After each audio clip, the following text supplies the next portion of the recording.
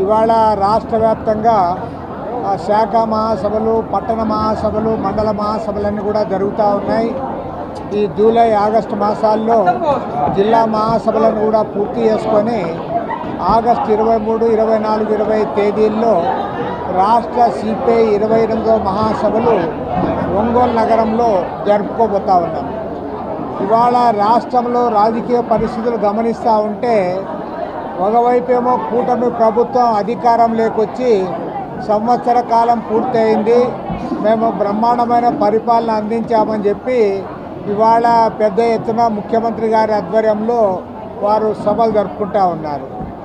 మరోవైపు ఈ సంవత్సర కాలంలో మీరేం చేశారో చెప్పమని చెప్పి ఇంకొక వైపు ఈరోజు చర్చలు జరుగుతూ ఉన్నాయి.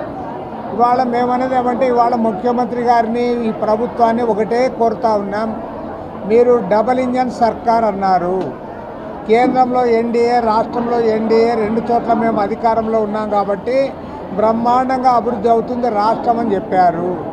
కానీ మరోవైపు మీరే అంటూ ఉన్నారు ఏం చేయాలన్నా కూడా డబ్బులు లేవు, పెన్షన్లు ఇవ్వడానికి డబ్బులు లేవు, జీతాలు ఇవ్వడానికి డబ్బులు లేవు, ఏ అభివృద్ధి కార్యక్రమాలు చేపట్టాలన్నా కూడా నిధులు లేవని చెప్పి ఈ సంవత్సర కాలంలో 1,00,000 కోట్ల రూపాయలు అప్పు చేశారు. గతంలో జగన్మోహన్ రెడ్డి ప్రభుత్వం ఉన్నప్పుడు మీరు ఇదే చేశారు, ఇప్పుడు మళ్ళీ అదే కొనసాగిస్తూ ఉన్నారు. కాబట్టి ఏమంటే ఇవాళ రాష్ట్రాన్ని అప్పుల పాలు చేస్తూ ఉన్నారు. అయిన దానికి కాని దానికి అప్పులపైన ఆధారపడుతూ ఉన్నారు.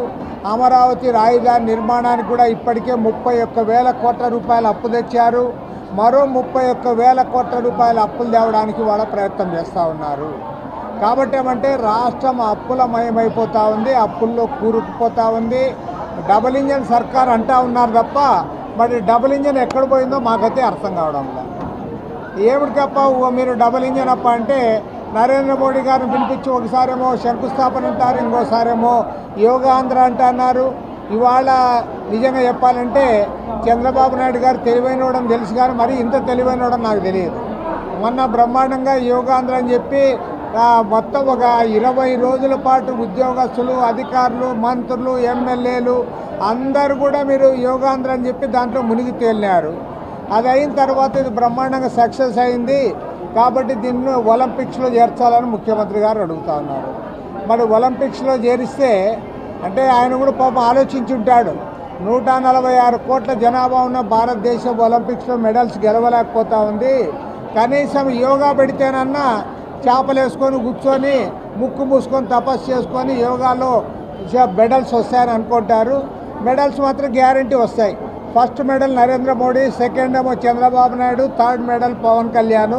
వీళ్ళు ముగ్గురికి యోగాలో మెడల్స్ ఒలింపిక్స్ పైన వస్తాయి, అనుమానమే లేదు. ఎందుకంటే వీళ్ళు ఇంకా మన దేశం ఎంతకంటే ఏమి సాధించలేదు, యోగాలో అయితే పథకాలు సిద్ధం, మనం సాధించగలమని చెప్పి యోగా రికమెండ్ చేస్తున్నారు. నరేంద్ర మోడీ చంద్రబాబు కంటే కూడా తెలివైనోడు.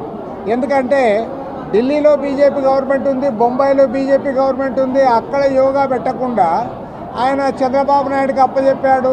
ఎందుకంటే చంద్రబాబు నాయుడు మంచి పెద్ద ఈవెంట్ మేనేజర్, ఇంత బాగా ఎవడు చేయలేడు. బీజేపీ ముఖ్యమంత్రులు కూడా ఆ ఈవెంట్స్ చేయలేరని చెప్పి తెలివిగా నరేంద్ర మోడీ గారు ఇవాళ చంద్రబాబుకి అప్పచెప్పారు. ఆయన సక్సెస్ చేశారు, ఆయన భుజం తట్టాడు. భుజం తట్టని ఆయన చాలా హ్యాపీగా సంబరంగా ఫీల్ అయిపోతూ ఉన్నారు. అలాంటి దుస్థితిలోకి ఇవాళ మన రాష్ట్రం దిగజారింది. పైగా ఇవాళ మరోవైపు హింసా విధానాన్ని ప్రోత్సహించే పద్ధతులు ఇవాళ రాజకీయాలు నడుస్తూ ఉన్నాయి. హింసా విధానాన్ని జగన్మోహన్ రెడ్డి మన పల్నాడు టూర్ పోయాడు. టూర్ పోతే అక్కడ ఎవడో పెట్టాడు ఫ్లెక్సీ, వాడెవడో కూడా అనామకుడు.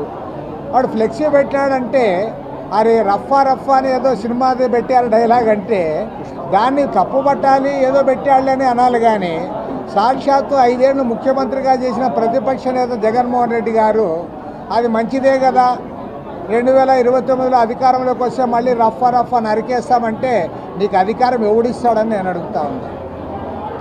మనుషులు చంపుతామంటే ప్రజలు ఎవరైనా అధికారం ఇస్తారా? కాబట్టి ఏమంటే ఇవాళ అలాంటివి మానుకోవాలి. అదేవిధంగా తెలుగుదేశం పార్టీ వాళ్ళని కూడా నేను చెప్తా ఉన్నా, మీ ఎమ్మెల్యేల మాటలు ఏం మాట్లాడుతూ ఉన్నారు? జర్నలిస్టులు ఎవరైనా మాకు వ్యతిరేకంగా రాస్తే వాళ్ళ పట్టాల మీద వాళ్ళ బాడీ తేలుతుందంటారు, రైలు పట్టాల మీద వేస్తానంటారు. తర్వాత రేపు లోకల్ బాడీస్లో ఎవరు కూడా పోటీ చేయకూడదు, అందరు కూడా మా పార్టీలో చేరాలని బెదిరిస్తారు. ఇది ప్రజాస్వామ్యమని నేను అడుగుతా ఉన్నా. ప్రతిపక్ష నేత జగన్మోహన్ రెడ్డి ఏమో రప్ప రప్ప అంటాడు, మీరేమో ఎవడు అందరు కూడా మా దాంట్లో చేరండి లేకపోతే మీకు రఫ్ ఆడిస్తామని మీరు అంటారు. కాబట్టి ఏమంటే అటు తెలుగుదేశం పార్టీ ఇటు వైఎస్ఆర్ కాంగ్రెస్ పార్టీ రెండు కూడా ఇవాళ రాష్ట్రంలో ప్రజాస్వామ్యాన్ని కూని చేసే పద్ధతుల్లో వ్యవహరిస్తూ ఉన్నాయి. దీన్ని తీవ్రంగా తప్పుపడతా ఉన్నాం. అదేవిధంగా చివరికి ఇవాళ మొన్న పల్నాడు దాంట్లో ఇద్దరు చనిపోయారు పాపం. వాళ్ళ పాపం వైఎస్ఆర్ కాంగ్రెస్ పార్టీ అభిమానులు కానీ ఎవరైనా కానీ పాపం చనిపోతే సంతాపం తెలియాలి. కానీ దానిపైన ఇవాళ అది జగన్మోహన్ రెడ్డి వాహనం కిందే జరిగిందని చెప్పి కేసు పెడతా ఉన్నారు. కానీ ఆ కేసులో జగన్మోహన్ రెడ్డి పైన కేసు పెట్టడం మాత్రం కరెక్ట్ కాదు. డ్రైవర్ చేసిన తప్పిదానికి జగన్మోహన్ రెడ్డి ఎట్లా కారకుడవుతాడు? రేపు పొద్దున సీఎం కాన్వాయ్ పోతూ ఉంటుంది, కాన్వాయ్లు ఏదైనా జరిగితే ముఖ్యమంత్రి గారి పైన కేసు పెడతారా? కాబట్టి ఏమంటే కొద్దిగా ఆలోచించాలి. మన రాష్ట్రంలో ఏమంటే పోలీసు వ్యవస్థ నిర్వీర్యమైపోయింది. ఎవరు అధికారంలో ఉంటే వాళ్ళకి జీ హుజూరు అనడం. అరే చట్టం అనేది ఒకటి ఉంది, చట్టాన్ని ఫాలోగా